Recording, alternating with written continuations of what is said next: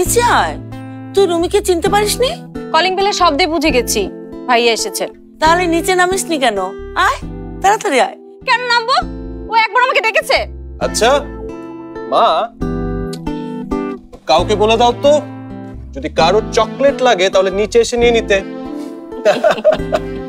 মা, কাউকে বলে দাও শশীর এত চকলেট খাওয়ার লোভ নেই, আমি নামবো না নিচে।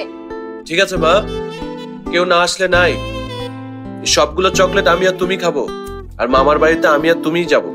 তখন যেন আবার কেউ এসে বায়না না ধরে। তার মানে তুই আমাকে ডাকবি না? না না।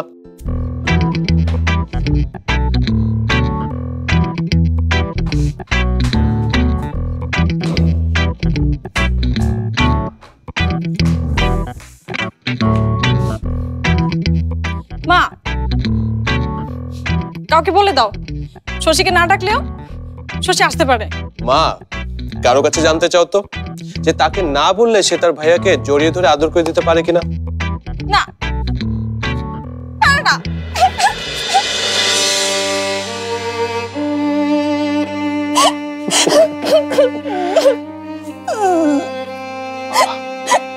কি ব্যাপার, এত কান্নাকাটি কিসে?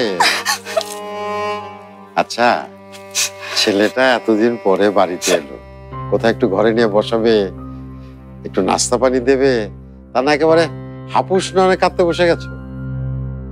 কি আদব কায়দা কি একেবারে ভুলে গেছো? কতদিন পর বাড়িতে এলে, কতদিন পরে দেখা, সালাম করতে হবে না? ধর বাবা, সালাম করতে হবে না। বেঁচে থাকো, বেঁচে থাকো। এখন কে কাঁদছে রুমির বাবা? আরে না না, কাচ্ছি কোথায়, ছেলেটা এতদিন পরে এলো। থাক, আর অজুহাত দিতে হবে না। আমি কিন্তু তোমার উপর খুব রাগ করেছি রুমির বাবা। কেন? আমি এখন এত বড় মাছ কুটবো বসে বসে, তাহলে ওর সাথে কথা বলবো কখন?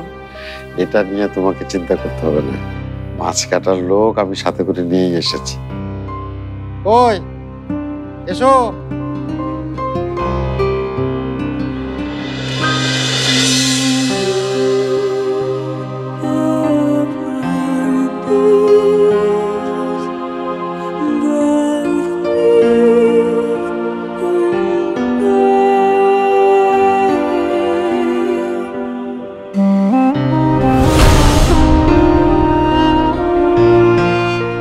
কি হলো?